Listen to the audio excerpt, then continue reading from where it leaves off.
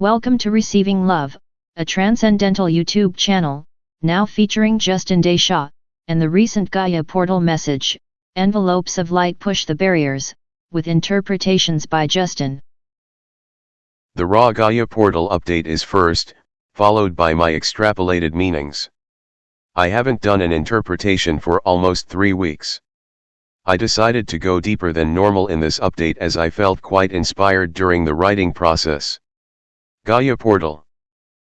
Envelopes of light push the barriers. Secrets unveiled to all. Feminine constructs are completed. Nourishment harbors are unveiled. And now the analysis. I do not have an insider or direct source for the meanings below. This is my interpretation of the update, based on extrapolation and contextual usage of the terms. The meanings provided are not the only ones that can be gleaned. In my view, all meanings have value, especially when shared and discussed openly. Please comment below if interested. I'd love to hear others' thoughts on this material. Interpretations. Envelopes of light push the barriers. The phrase envelope of light is suggestive of two different things. An envelope is a term referring to a paper wrapping of some kind, used to cover or seal a document or letter, which are forms of communication. More on this in a moment. The term light is often symbolically representative of true knowledge or wisdom. And within the emerald tablets of Thoth, light is described as harmony or organization, whereas darkness is disorder or disharmony. Now consider that a message is a communication that seeks to transmit information from one mind to another. Therefore, a message of light or organization would be a communication that has the ability to help bring order or harmony to the mind and consciousness, if received. The mind is the metaphysical place where pure awareness and life experience meet, and free will can choose where to place attention such that thoughts and ideas are explored, meanings are generated or created. Messages operate or do their business within the mind space of an individual's consciousness. For the purposes of our discussion, the mind is not just logical or rational, it is where all in-streaming data is observed, whether intuitive and intellectual or rational and emotional. When you experience a feeling or sensation, whether emotionally or physically, the mind is where you become aware of this feeling, where you seek to understand it and associate it with something you know to generate meaning. Written words in an envelope document are symbols for meaning. Without a mind that has been trained to interpret those symbols, the writer's intended meaning may not be generated within the mind of the person reading it. What this means is that all communication is a kind of information exchange using the catalyst of symbols and meaning generation, wherein the receiving party literally creates an image or mental object within their mind via the act of receiving the data, opening the envelope. This statement can be interpreted to refer to this process of information reception and expansion by way of free will choice and resulting generation. That is to say, all messages must be opened and explored so that the information they have the potential to impart can be recreated within the receiving party's mind. But when one places a barrier around themselves, meanings may not be generated even if words and symbols are observed. For example, have you ever read a passage from a book or watched something on TV but your mind was elsewhere? Unless you are focused properly on what you are reading, the intended meaning remains elusive. For myself, it is very easy for my mind to wander, and even though I am reading words on a page, the meaning can be lost to me if I am not paying attention. What this suggests is that meaning generation and interpretation is a holistic activity. But most importantly, that the objective world is meaningless unless we give it meaning through the powers of our consciousness. I know this can sound strange or counterintuitive, but consider that the subjective personal experience each individual has with respect to the same objective stimuli can produce a broad range of meanings. Looking at a piece of art is an excellent example of this. While there is a bell curve or group of similarities with respect to what meanings are generated, there are always areas at the fringes of interpretation that are different. If 1,000 people were asked to imagine a sunset, each person would probably visualize a sun cresting the horizon, but the details within each image would be vastly divergent or different. This suggests that each individual's point of view on reality, whether the physical world of material things or the metaphysical world of ideas, feelings, and sensations, is entirely subjective and self-generated, governed by free will choice and past experience. How we choose to organize what we encounter in life, the general totality of knowledge, determines what will be generated as a meaning for us. To someone who has never tried to read Spanish, the word ojalá will not trigger a meaning that can be used to communicate. But to one who has entrained their consciousness with the language of Spanish, the word means hopefully, derived from the Arabic inshallah, meaning if God wills it.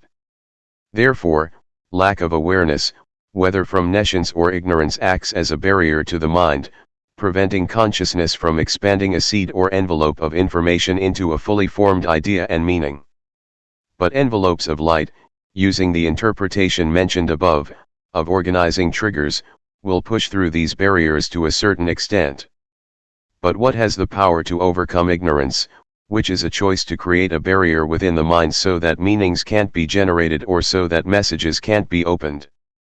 Arguably, if one is so hell-bent on remaining ignorant, they will find ways to build bigger and bigger barriers, but an envelope is a wrapping or cover. An envelope is mysterious, and this triggers the curiosity drive. Beauty can be defined as a high level of organization, such as crystals, which are objects created by organizing base components into a holistic form. Fractals are holistic, self-reflective and similar things that are by nature harmonic and organized. Music is an example of a harmonic structure. The more self-organized and reflective, or fractal, the more beautiful it is from an objective standpoint. Thus, objects that are beautiful tend to stimulate consciousness when observed, enticing us to focus our attention on them so as to absorb and take in more of the beauty. In this sense, an envelope of light is a covering or veil that is beautiful, stimulating the drive of curiosity, which is by nature, a receptive mode of being. When we are curious, we are receptive to information, also known as a feminine modality of reception. As such, if one has closed their minds via ignorance, the antithesis of receptivity, whether from arrogance or trauma, beautiful things have the power to rouse such a being out of their state of non-receptivity. And since coherent or self-organized things are beautiful, and the truth in the grandest sense is the most coherent thing anyone can ever make contact with, then an envelope of light is a message or communication of truth hidden behind a beautiful or enticing veil. For example, we tend to wrap gifts or presents in paper that is beautiful, which is then removed to reveal the object that was hidden within the wrapping. Thus, the whole truth is veiled in beauty, and in order for the beauty inherent in all things to be perceived, one must open their mind and heart to the truth of all that is. This is one meaning of the phrase, "The truth shall set you free," freedom from the self-imposed limits of fear and close-mindedness, that prevent an individual from seeing beauty, and consequently experience ugliness with respect to that which is feared. If truth is beautiful once received, then fear of truth, lack of knowledge, forms the basis of ugliness. Hence, beauty and fear are in the eye of the beholder. I could speak about the concepts presented in this statement for some time, but drawing this section to a close, the statement can be interpreted to mean beautiful things have the power to break through our barriers of consciousness. The things we say we love we usually are receptive to. Thus, love is a receptive mode of being, and conversely, fear is a non-receptive state of being, a barrier.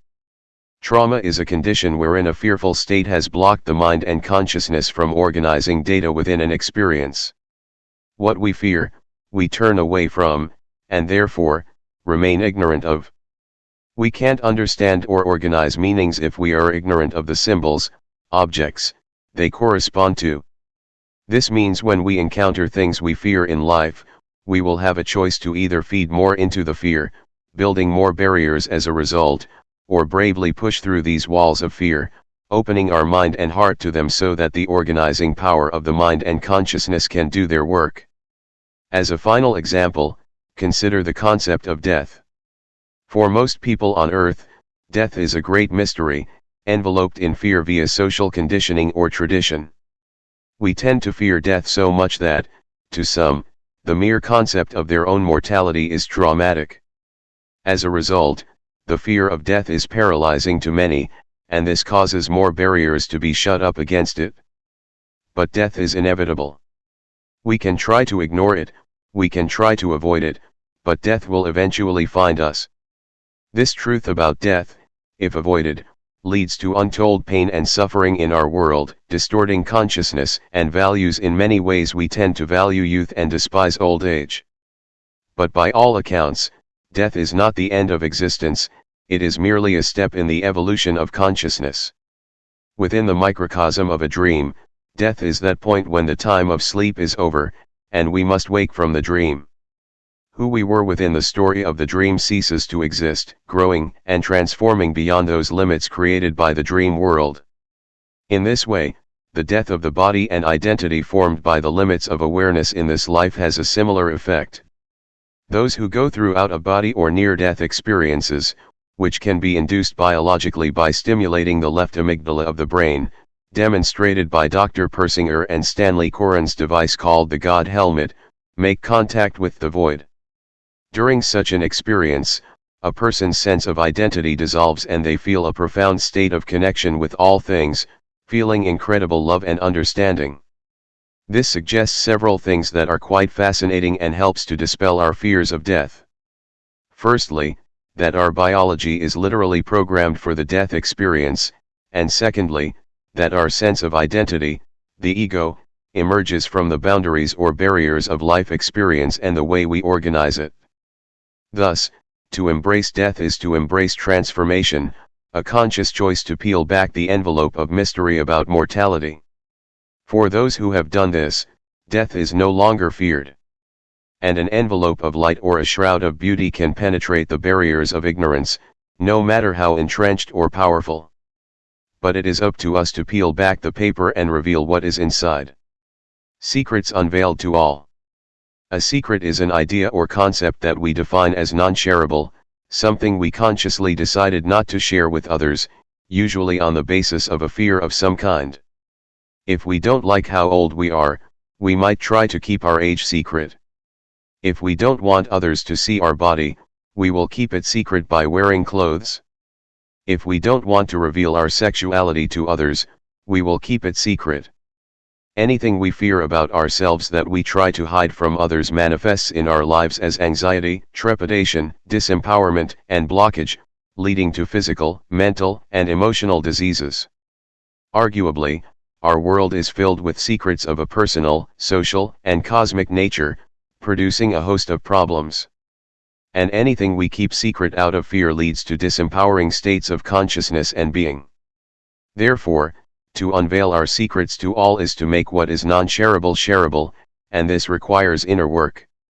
Consider that most small children have no shame when it comes to their physical body. Many children go through a phase of wanting to remove their clothes and walk about naked, to the embarrassment of their parents. But eventually, they become aware of the fact that there is a social condition in this world wherein it is acceptable and promoted by tradition to hide our natural forms from each other. Society teaches us to fear our bodies and shield them from the world. The innocence and acceptance of youth are eventually replaced by the program of bodily fear and shame, so much so, that as we enter adulthood we sometimes begin to actually hate and find our own form disgusting and revolting. Lack of acceptance or rejection of reality, in this case, our bodies, leads to distortions in the mind that cause significant emotional anxiety. Thus, what we fear or reject, we try to keep secret. But when we choose the path of love instead of fear, we seek to find ways to unveil our secrets, making ourselves shareable in the process, which reverses the effects of secrecy. Have you ever had the experience of baring your soul and sharing a secret with someone? How does that feel? If the other person receives it and does not judge you, it can often feel incredibly healing and cleansing. Even if the other person doesn't accept it, for you, the sharing party, it still has the power to release trauma and pain.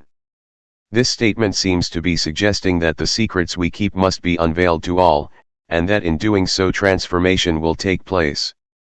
Feminine constructs are completed. As was discussed earlier, The feminine modality of consciousness is receptivity.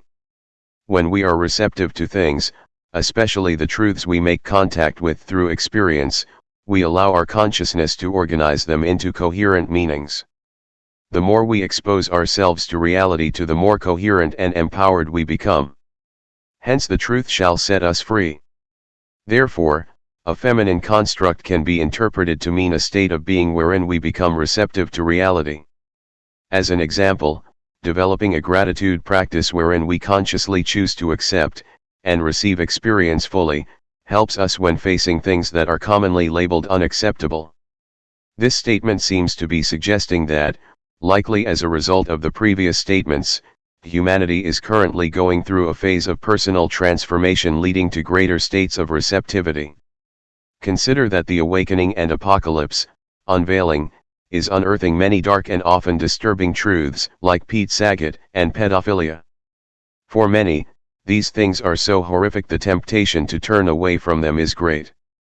But it is only through the power of awareness that, as a people, we can collectively change the holistic conditions that allow for the acute manifestation of pedophilia to be healed.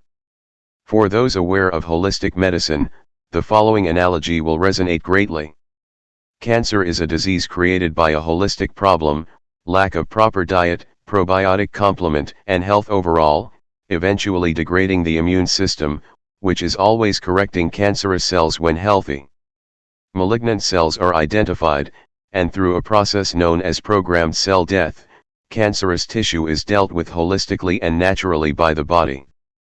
But after years of poor diet and habits, eventually this natural process breaks down, and cancer begins to spread unchecked, leading to tumors. The solution is to holistically treat the body so that the immune system is restored to balance and the organic method of programmed cell death can begin to take care of cancer.